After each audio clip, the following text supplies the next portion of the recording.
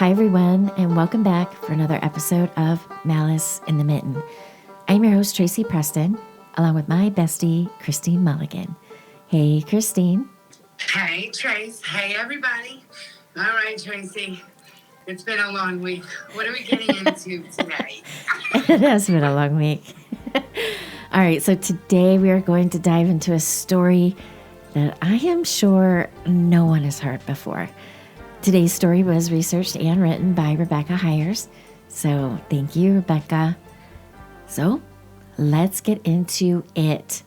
This is season 7, episode 7, The Double Black Widow of Baraga, Michigan, Elizabeth Ziolkowski.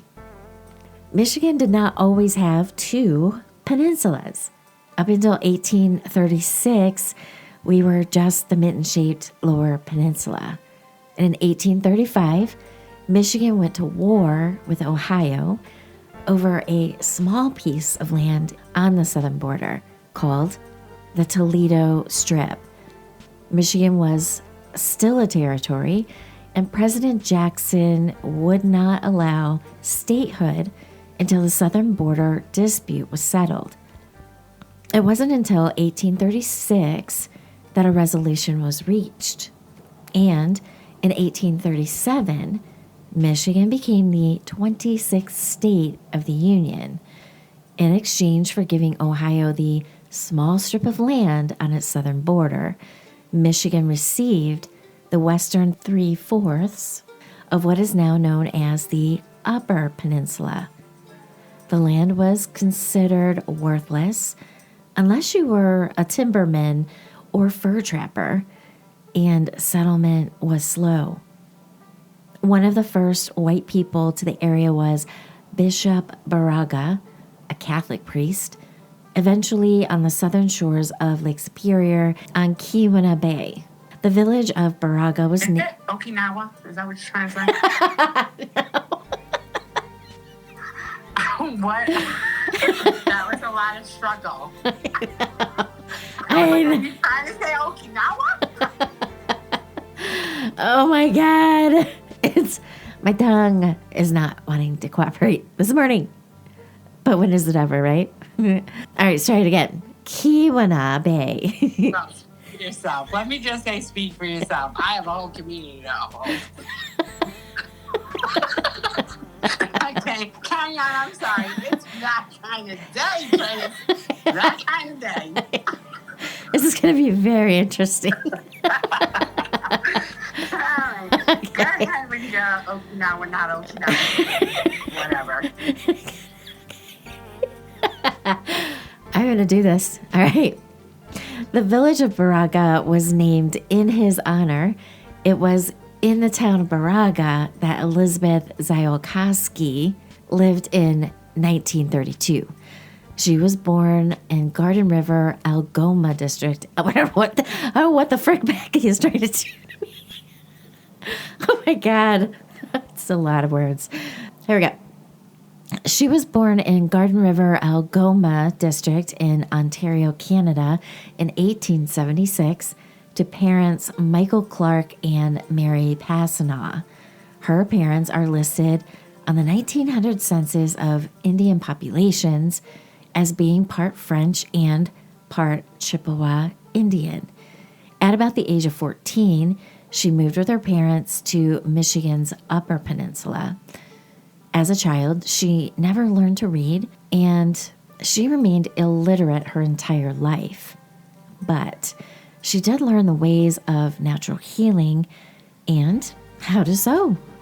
On June 30th, 1891, at Presque, Michigan, Elizabeth married Oliver Morrow, another French Chippewa Indian. She was 19, he was 25, and they would have 8 children. On December 4th, 1916, under grounds of cruelty and non-support and his alcoholism, she filed for divorce. And the divorce was finalized in 1917. I guess I didn't realize you could get divorced that early in the century. I didn't know divorce was a legal thing to do. But I think if a man wanted it, it was okay. Right. He's just saying, all right, I'm done with you. Take her to the chopper. Yeah.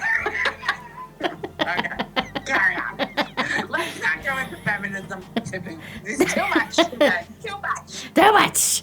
With the Kiwana and all the Indian names, it's going to be too much. Okay. Taking into feminism. Let's go. Here we go. On January 8th, 1920, she married John Boston in Cheboygan, Michigan. He was 45, she was 43. On the marriage registry, he's listed as a farmer and she as a dressmaker. The pair moved to the Baraga area, and John got a job at Henry Ford's sawmill. A native trained herbalist, Elizabeth, was known for healing the local population, often referred to as a medicine woman. She used local plants and roots to concoct healing potions for various illnesses and curing gardening issues. Neighbors would report seeing her going into the woods to gather her medicines from among the trees and roots. The white neighbors called her the priestess or a witch. There was a large Chippewa population in the area, and they spoke of her going into the woods to join them in their rites late at night. How much is true and how much was sensationalized for the press has been lost to time. What is known for sure is that she was praised for her skills with her tonics for healing by all whites and indigenous alike. Oh, goodness. Are you seriously going to tell me some hate happened to this woman and then it was sensationalized by a bunch of white people and then whitewashed for history? Tracy, what are you trying to do to me today? And by the way, I just wanted to add, I didn't want to interrupt you again, but Cheboygan is right up there with Kalamazoo for me. Cheboygan. I love that word. Cheboygan. Sheboygan. Sheboygan. I love it. Okay. All right. We're all over the place with this one already, Trace. So I'm sitting on the edge of my seat. All right. Come on. Let's go. All right. Michigan's Upper Peninsula is known for being cold. A popular outdoor winter pastime is ice fishing. Well, they can have it. I'm never doing that. Ever. It's too cold. No, that's too cold. That's some serious, like, you really have to be a solitary kind of person and covered in fur. Yeah. Like, literally, like, I don't even understand the whole concept of ice fishing. I don't get it. No, hell no. Let me be alone and let me be close to freezing to death. This is what I enjoy in my alone time. Cold, wet fish to boot. No, thank you. It's a special kind of person. Yeah. I'm just saying. People love that shit up here, I'm telling you. Yeah, they do. I have a cousin that lives in Alaska. She's all about it. I'm like, I don't get it. I don't either. I don't. Okay. All right, so a hole is drilled through the ice, a line and hook dropped into the water, and then you wait. And you wait until the fish bites. Some people build shanties on top of the ice to protect them from the cold and wind. Average temperature in March of 1928 was between 8 and 19. That's right, 8 and 19 degrees. And it was even colder on the lake. On Saturday, March 10th, 1928, John decided to do a bit of ice fishing. When he arrived home with the day's catch, he asked Elizabeth to make him a drink to warm him up. Elizabeth made him the drink and then left to visit the shops in town. Returning home a few hours later, she found him dead in the house. The local doctor came and pronounced the cause of death as you're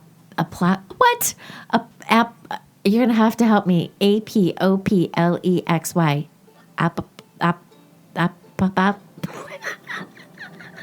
Are you fucking kidding me, Becky?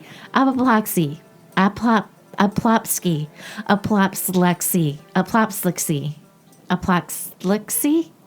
Oh my God. Apoplexy.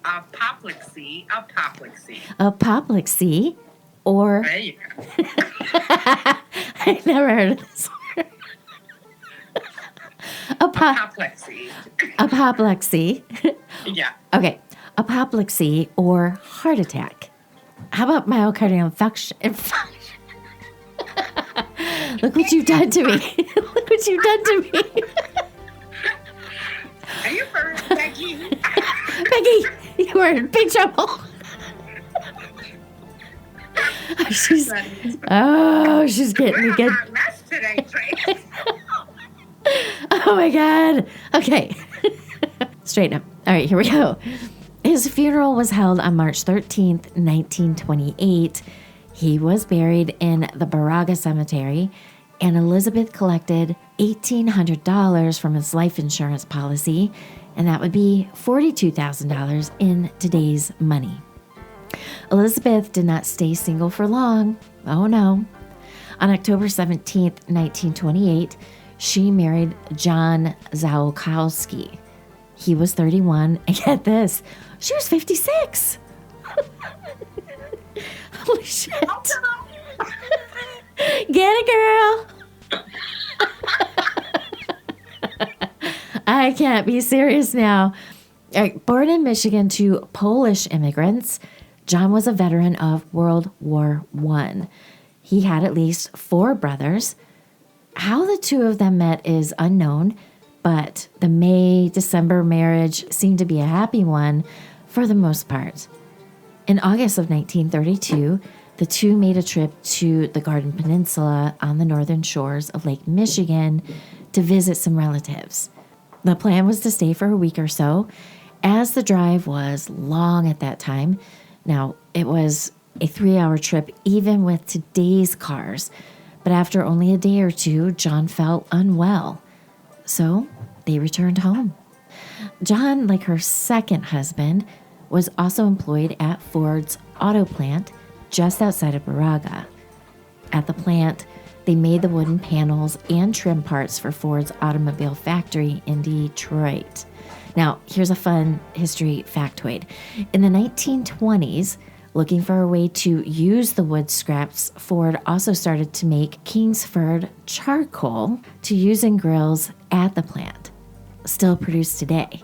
It comes mainly from Kentucky. So there's your little fun fact. As a result, John had small nicks, scrapes, and slivers from working at the plant.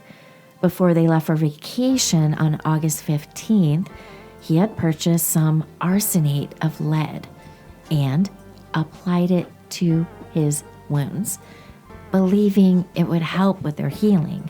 What? Wait, I'm sorry, what happened? Because he killed himself? Is this what you're going to tell me?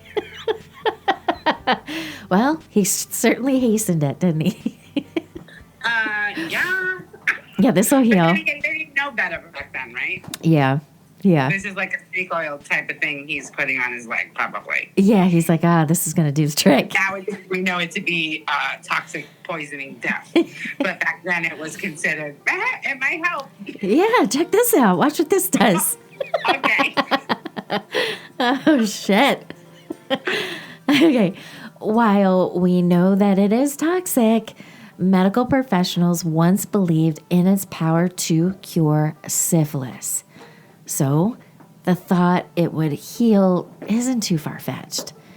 When they returned home... I think that, here I go again.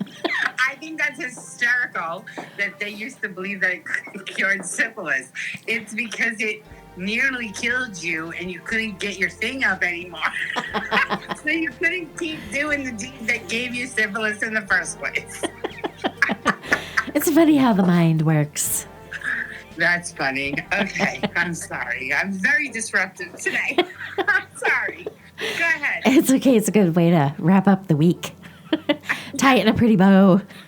Well, for our listeners, they're just starting out. They're just starting the week out. So right. We're going to give them a hot mess train express so they could just enjoy it and laugh along the rest of the week. You know what they're going to need is our listeners are going to need a T90 miracle. Yes. Yes. To make it through this story without all the interruptions from Christine. Yes. Okay. Just hang in there with us. Today's just one of those days. All right. So what happened to this guy when he's killing himself but trying to cure himself? Okay. Now, when they returned home, he still wasn't feeling any better. So he asked Elizabeth to make him a drink of it. He died on September 4th, 1932. He died. Oh my God, that's not funny. All right, go ahead. Nope, it is not funny. All right, so she collected $2,500 life insurance policy, a ton of money in the Depression era in the Upper Peninsula of Michigan, and that would be $47,000 today.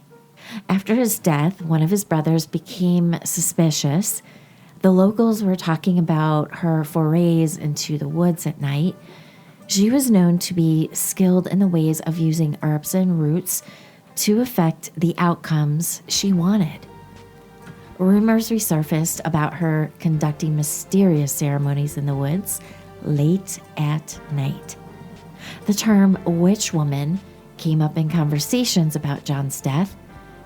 His body was exhumed and poison was found in his stomach. After finding the poison in her third husband, husband number 2 was exhumed. In November of 1932, his body was also found to contain large amounts of arsenic. When she was arrested, Elizabeth gave 3 statements to Sheriff Nettie. In the first one, she stated, "John kept the arsenic of lead in a brown paper bag on the shelf." He had asked her to make him a drink with it to help ease his stomach pains, and as she loved him and wanted him better, she did, believing it wouldn't hurt him. She also stated that he told her not to tell anyone that she had given it to him. She said that he told her it was his medicine. She said she just did as he asked. Why? Because she loved him. In her second statement, she stated that she loved John and had given him a potato plant spray, not the arsenate of lead, but the plant spray may have contained it. Quote, "My husband was sick, and I gave him the medicine to make him well." "Didn't you know the potato spray was a deadly poison?" asked the sheriff.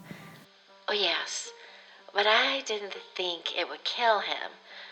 I thought it would just make the pain go away. I loved him."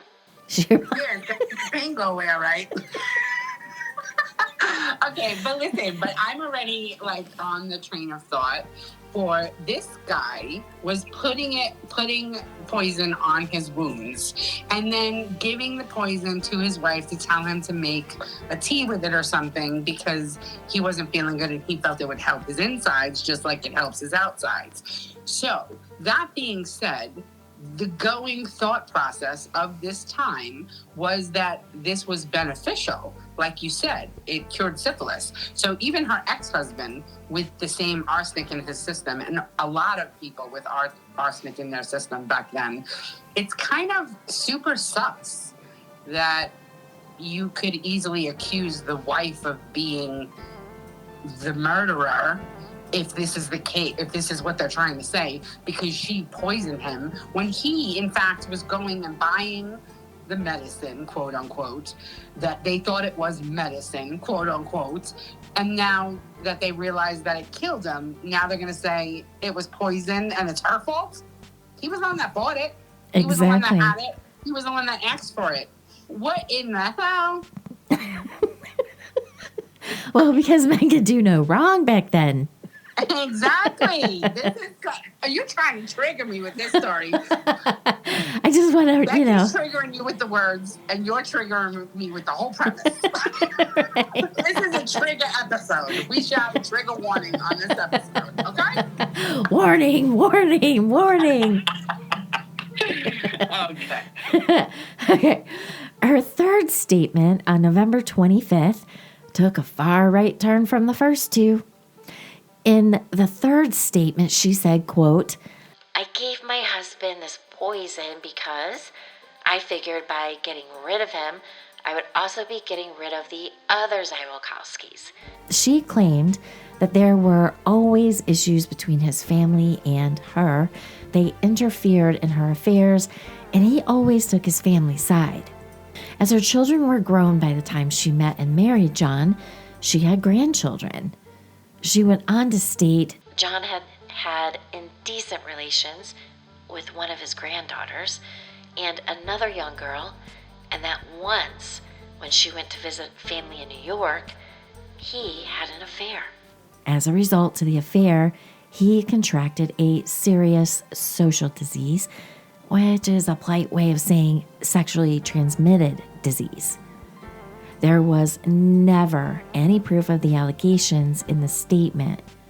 Sheriff Nettie spoke to the press about her statements, and the papers described her as a squat and swarthy, half-breed, copper-haired medicine woman when they reported the story. Her trial was held in January of 1933.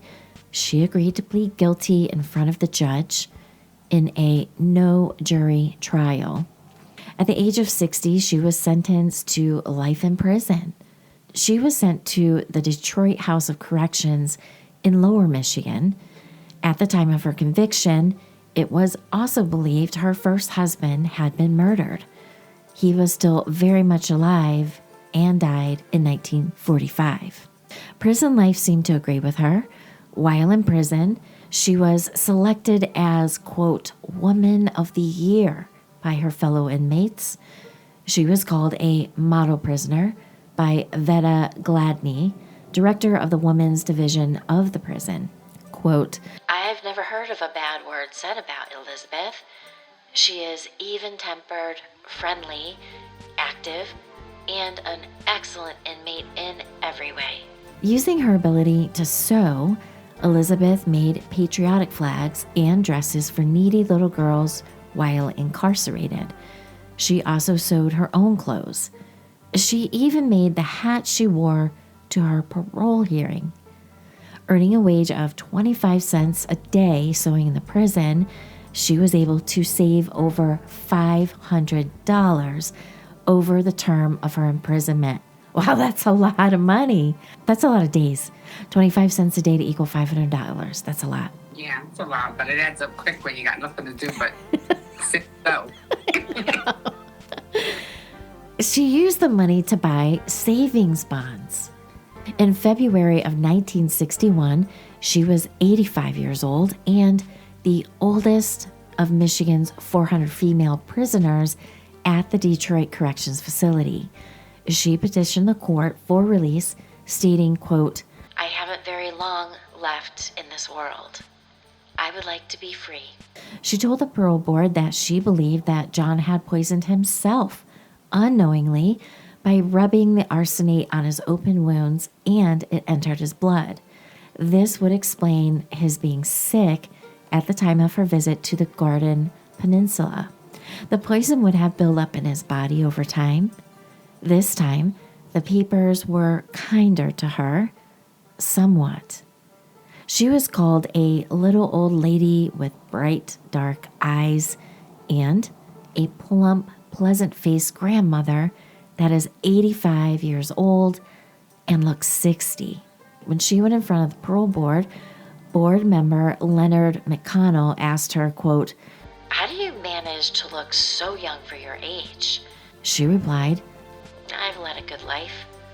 I never did drink or carry on. When pleading for her release, she mentioned that her investment of the money she had earned while in prison would support her upon her release, and she, quote, would not be a further burden to the state. Governor Swanson commuted her sentence on Friday, June 9th, 1961. She was released. At the time of her release, only 2 of her 8 children were still alive. Oh, how awful. And it was believed she went to live with a niece in Indiana. She died on September 19th, 1964, so she only lived for, just over 3 years, and is buried at the Holy Sepulchre Cemetery in southern Michigan. She was never charged with the murder of her second husband.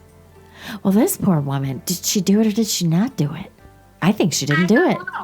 I think it's hard to say because, her first husband was alive, passed when she got convicted. So her second husband and her third husband both had arsenic in their system, but however, that was relegated as medicine in the common knowledge of medicine in the white man land, right?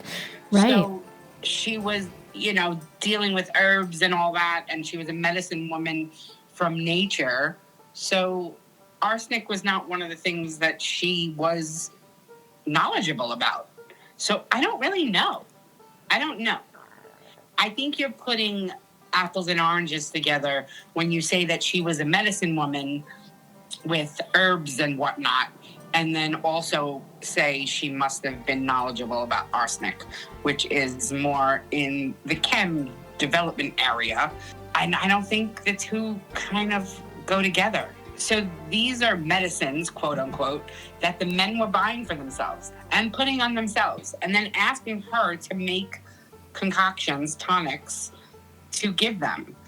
So I don't know. I think that this woman got a really shitty deal. She got a raw deal. You did say about the third thing that she said, where she said that she wanted to get rid of him. So either that was her being set up and lied on, or if she did actually say that, then she did actually mean to get rid of him. Then she did have the knowledge about what the arsenic would do. So that's where you threw the monkey wrench at me. Because I was all, of course, pro-woman. I'm like, yeah, no, this bitch got a raw deal. But then I'm like, but wait, did she really say that? Right. However, again, that doesn't really coincide with everything else that she's said. Like, especially in court, like when those are court documents, I would like to believe that they can't be as biasly manipulated as newspaper clippings and police officer reaccounts. So the court papers, she sounds very sweet and innocent and nice and loving. And how she went on with her life, basically doing charity, the dresses and sewing for 25 cents a day and all that stuff. She seems earnest and honest. I don't know. This is a rough one, and I'm going to chalk it up to gut feeling. She got a raw deal. She was a patsy, and that really sucks for her. Right, because, her husbands are like, yeah, this is working. I want you to make me a drink of this. Well, all right. I don't think it's good for you, but I'm doing it. I could just go make some herbs out of some roots and shit, and that would work. Let me put some moss on that boo-boo for you. Yeah.